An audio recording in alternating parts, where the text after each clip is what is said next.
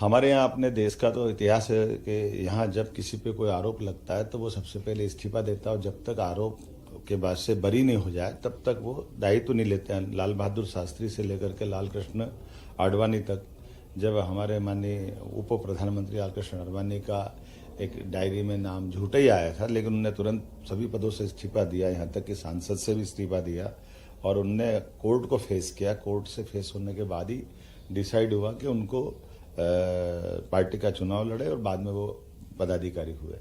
मैं मान के चलता हूं कि अपने लोकतंत्र में ये पहली जरूरत होती है कि अगर कोई उंगली उठ रही है, और वो तो उस पार्टी को जिसके अपने दो दो मंत्री उनके इसी आरोप में बंद है जेल में, आज तक उनको कोर्ट से लगातार प्रयास करने के बाद हाई कोर्ट, सुप्रीम कोर्ट, कहीं से जमानत नहीं मिली।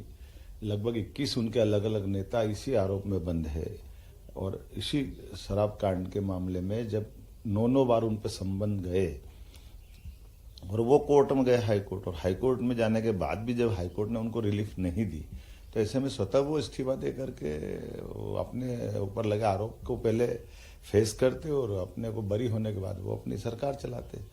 लेकिन मुख्यमंत्री के रूप में जेल में जाना ये बड़ा दुर्भाग्यपूर्ण है, और ये जनता की भावना, लोकतंत्र के लिए, सबके लिए आज तक कभी ऐसा समय नहीं आया।